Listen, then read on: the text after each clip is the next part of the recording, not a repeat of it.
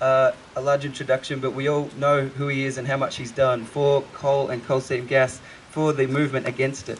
Alan Jones has come here today. He may not be able to stick around for the entire thing. He's very busy at the moment, but please give him a round of applause for coming here today. Thank you, Daniel. Look, it's most encouraging, of course, to have a young man like you giving your time as you are, because you are the people who are going to be the ultimate victims, and I'm delighted to see young people here. The two women, the women in all of this, I've done this virtually all over Australia, and I don't think this is not a political gathering, because both major political parties across Australia have been an absolute and utter disgrace. So there's no other way of arguing. We're talking here about coal seam gas licences and open cut coal mining licences and longwall mining licences. They were granted those licences by the Labor government. So, because they were all broke, and I'll come to Queensland in a moment, they were all broke. So O'Farrell then got a massive majority because of the public mood, and because he said on the eve of the election, O'Farrell, the next Liberal National Government will ensure that mining cannot occur in any water catchment area, and will ensure that mining leases and mining exploration permits reflect that common sense. No ifs, no buts, a guarantee. What a joke. The guarantee hasn't been worth 2 bob. To be fair to O'Farrell and Baird and Roberts, who is trying to do something, these licences have been so structured that massive compensation will have to be paid by the government, by the taxpayer, if these licences are revoked. My argument is, well, explain that to the taxpayer and they'll agree. I will just say as an aside, Jess and Julie, there is one other thing that's going for us, which is an awful thing to say, and that is the markets are looking after us. The oil price has collapsed, and while the oil price collapses and oil continues to become a viable source of energy, then all this money in coal seam gas is unaffordable. So Santos and AGL and Co are in very significant commercial trouble. I couldn't think of it happening to nicer people. Just in relation to the urgency of this, which is phenomenally urgent, we've only got a window of 4 weeks. We had in Queensland, if I just might explain to you, the most arrogant government I've ever witnessed, a Liberal National Party government. And everyone knows that I worked for a Liberal National Party government in Canberra as a speechwriter for a Prime Minister. I'm not interested in that. It's policies that matter, not people. And Newman thought that he could handle all of this. He didn't have to worry about Jones. And we stomped the state, and I broadcast live, and he had 78 seats out of 89. He's now out of government. I merely appealed, we appealed, and Drew and the Lock the Gate people were brilliant. We appealed to people, and your problem really is to, how do you get a simple message to everybody? And my simple message to the Queenslanders in all of this was, you've only got a modest opportunity. And the modest opportunity is, you've got a pencil and a piece of paper inside the polling booth. You've asked these people to listen. You've asked these people to consider the community. You've asked these people to respond to letters when mothers in Tara, with their children bleeding from the ears in the middle of a coal seam gas field, have had no response from government. You've asked them. So all you have to do when you go into the booth is get the piece of paper and the pencil and modestly stick them at the bottom, which is what they've done, and they lost 38 seats and they're out of government. And it couldn't have happened better. It is the ultimate humiliation. Now, Julie made a very, very valid point, because it'll be thrown up at you, and that is, well, come on, what are you carrying on? There's always been mining here. And you're absolutely right, Julie. It's entirely different. This is really sophisticated, high industrialised mining, and I think Jess made that comment about you finish up with an industrial wasteland. Now, my father, I came from the Darling Downs, and then we were in drought and all the rest of it. My father left home because we were broke and we weren't going to sell, and he got a job in a mine. And oddly enough, it was at Ackland, the mine, which I've had the brawl with Newman about. But he worked in an underground coal mine. He went 3 miles underground, and he dug coal with water up to his waist. and the agriculture, the farms continued on above. There was no interference whatever. Now, of course, in have come New Hope, No Hope, coal, and they've taken all of these farms, all of this prime agricultural land, and it's open-cut coal mines for miles and miles and miles, a complete wasteland. And, of course, the toxification of all of this, the coal's not covered, the trucks are not covered, the coal's not washed. And I go to Glenys Hammond on the John Darian Road, and Glenys says, come into the house, Alan, my property's worth nothing. I'm right next to that coal mine. And she said, put your hand on the second shelf of the refrigerator. I put it on the second shelf of the refrigerator, go like that, my hand's pitch black. Like, we are in very, very serious territory here. And I don't care that there's 50 or whatever people. Look, there are thousands on our side. The difficulty is getting this simple message across. And the simple message in Queensland is this I gave, and I say it again. Don't beat around the bush. This is a mining invasion. This week, we've had the story about Australians being poisoned by packaged cherries or raspberries. I don't know what they are. Just bloody rubbish anyway from China. Now, this is stuff that China won't eat. Why won't China eat it? Because it has been watered from their polluted dams and rivers and reservoirs. They are buying, and we can't supply it. The bulk of the exported raspberries come from New South Wales. China are buying our stuff because it's fresh, green and clean. China are exporting in cans and tins and frozen packets their stuff, which has been watered in polluted rivers and dams and streams. China are the greatest have the greatest sales of bottled water in the world because they won't drink the stuff that comes out of their rivers and dams and reservoirs. And their polluted rivers and dams and reservoirs water the fruit and vegetables that are packed in tins, and Woolworths and Coles and Aldi stick on the shelves and poison Australians. You know, there is a culpability here amongst many people involved in behaviour that is detrimental to the health and well-being, let alone the economic viability of our country. Because if that is true, and if it's true that China want fresh, clean, green, if that's what they want, and if it's important that we can no longer go for public health to be importing this rubbish, then what does it mean about our prime agricultural land? What does it mean about polluting our water? What's it mean about mining the Liverpool Plains? What's it mean about putting a mine in the Southern Highlands? South Korean mine, I'll give it a fashionable Australian name, called it Hume Coal. This is a mongrel Indian mob here, an Indian outfit. Oh, now we're calling ourselves Wollongong Coal. It gives it a respectability. You know, we've got to, if you take the Galilee Basin as an example as to where the big stuff is, this is 9 mines in the Galilee Basin. Now, Newman's been beaten. This is not going to go ahead. But he gave the go-ahead to an Indian outfit. No one in India, the opposition, the government, and no bank in India would lend this Adani the money. Oh, yes, Newman would. He said, get hairs on his chest. Well, we'll lend you the money. 9 mines. How much water were they going to take out of the Great Artesian Basin? 2.5 Sydney harbours every year for nothing. For nothing. This is where we are here. Can someone explain why the dam is half full? Can someone explain that? Where are you, Michael Baird? It's your job. You're the Premier.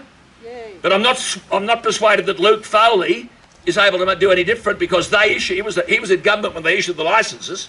That's why Obeid and Co. and Sinodinos and these people are before ICAC. Why? What was the issue? Privatising water.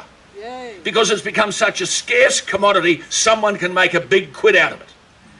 Now Michael Baird has to explain why we are ripping up prime agricultural land, why we are allowing the Planning Assessment Commission to consider whether we'll have a longwall mine, 9 of them, how many? 9, 11? I don't know, 9 is it? Well, we've already had 17 in the past. 300 metres from a dam which provides 10% of Sydney's water. Now, this is just common sense. I don't know what we're doing here today. I mean, this is a joke that we're trying to argue against something which is palpably ridiculous. And yet here we are here, we're in the Liverpool Plains, at the place where I was complaining about. Just listen to these figures. The water that this New Hope would take. See, the other thing is, this is the other thing. This mob all provide environmental impact statements. Now, the way to get over scrutiny is to make sure your environmental impact statement is 680 pages long. Exactly. Because no one can read it, and the government admits they don't have the resources to scrutinise it. Exactly. So, tick it. Who ticks it? The Planning Assess Commission. Who the hell are these people? I thought the Planning Assessment Commission was the government. I thought they were the people we elected. And if you can't scrutinise the project, you don't approve it. If I stood up here today and said, look, the biggest tragedy invading our society today, and I know you've all been victims of this tragedy, and I speak with urgency and sincerity, and it's cancer. But look, I've pioneered this medical prescription which will alleviate cancer, and I'm selling it for $110 a little capsule. Would anyone allow this to happen?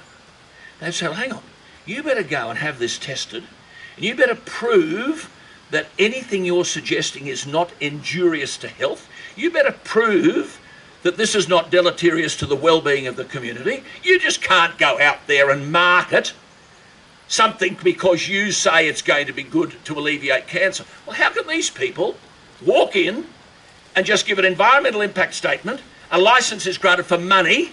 The Labor Party gave it, McDonald and Co. The business on the Liverpool Plains, $300 million. They tipped up 300 million. Chenois, who own half of the best agricultural land in the world, and said, but listen, we'll give you another 200 if you give us the go-ahead straight away. I'm sorry, some of these people ought to be in jail. Some of these people ought to be in jail. We are talking, and you've got to be confident of the ground you're on. The water we're talking about that they're taking, they get for nothing. Yes. They get for nothing. Ackland, how much? 9 billion litres of water. Little old Ackland, out of the Great Artesian Basin, a litre for every person on the planet. A drawdown of the aquifers of 47 metres. We can't. This is just beyond comprehension. But for the Cataract Dam, we can read Gloucester. There they are at Gloucester, 300 metres from prime residential land, Forbesdale. Forbesdale was advertised in the Sydney press. Come and retire to the Manning River Valley. It's beautiful stuff, lovely country like this. Come and retire and make... And suddenly they did that. People did that. They downsized, and now they're living beside... Well, they're not. It's going to be a AGL mob. We're going to be booted out. Look, we're winning. That's the good news. We're winning. But, you know, what I'm saying is this is the window. Now, I'm going to be talking this week on air, and Jess, line yourself up because I must probably talk to you as well. But I'm going to talk to Julie on air. We've got to highlight all of this because I'm telling you what, the people who don't live anywhere near here, and the people who don't live in the Southern Highlands and Posco Coal, and the people who don't live on the Liverpool Plains, and who don't live at Gloucester, and don't live at Bentley in the Northern Rivers, hey, they are on side, I'm telling you. They are on side. It's just that they're too busy and they don't quite know what to do. But don't be seduced by promises. That's what O'Farrell said. The next Liberal National Government will ensure that mining can't occur, in any water catchment area. What are we doing here? And that mining leases and mining exploration permits reflect that common sense. The word you used, Julie, common sense. No ifs, no buts, a guarantee.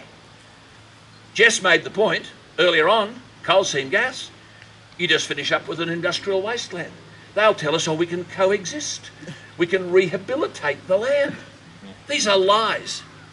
When I spoke at Cecil Plains, at the back of a truck last year, as far as the eye could see was this magnificent black soil. You could eat it, black soil. Arrow Energy have got a licence for 40,000 coal seam gas wells on the Cecil Plains. So John Clapham's a farmer. And he said, well, I want to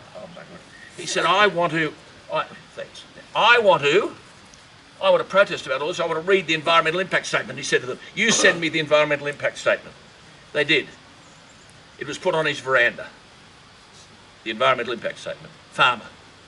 27 kilos it weighed. He can't read it. No one in the bureaucracy can read it. So it's no use appealing to anything other. I mean, the bureaucracy are not on our side. They've approved this stuff under the previous government. O'Farrell comes in, and Baird and the bureaucracy, Patterson, where are you, Mr. Patterson? Fighting like hell for the status quo to be maintained. And no one's got the guts to show Patterson the door. So this is a major battle. It is a mining invasion. This is the water, the agricultural, the health, the Kokoda, our dear man up there. This is, we fought there for our future. This is the future of our kids. This is our water. We want to toxify our water supply. We want to dewater the aquifers. Where do we finish up? And it's the most valuable commodity we've got, as well as the agricultural component, which goes hand in glove with it all. Look, I'm sorry I can't stay. I'm just delighted to be here. I've got to be somewhere else. And the bloke who's transporting me told me if I'm not there at 11:15 to pick him up, he won't be able to take me. But I'll just be interesting. I shouldn't say this, but I had to come in a helicopter, all right? I paid for the bloody thing, but I had to come in a helicopter. But this is the interesting part. Because the helicopter is where is it? A scout camp, is it? Yeah, it's a scout camp. So it's flying around, and I suppose there's a worry that the helicopter will interfere with this lovely natural environment. We'd no sooner landed than there are two rangers. Please explain. Over a helicopter. Who's saying to Wollongong Coal, please explain? Who's arrived on the scene to monitor what they're doing? Or Hume Coal or whatever. We're worrying about a piddling little helicopter. So look, you've got wonderful people. Caroline, where are you? Oh, you're a star. You are an absolute star. And Julie, where is she? Just a couple, she's got my car here. These people, Jess, you've been at it and at it and at it. But you know, we've got to make two judgments about Jess Moore here. You've heard her. Well, there's only two things that we can say about her. Either she's a liar. Well, no, but this is the point, isn't it? There's only two things we can say. She's either a liar or she's telling the truth. Take your pick.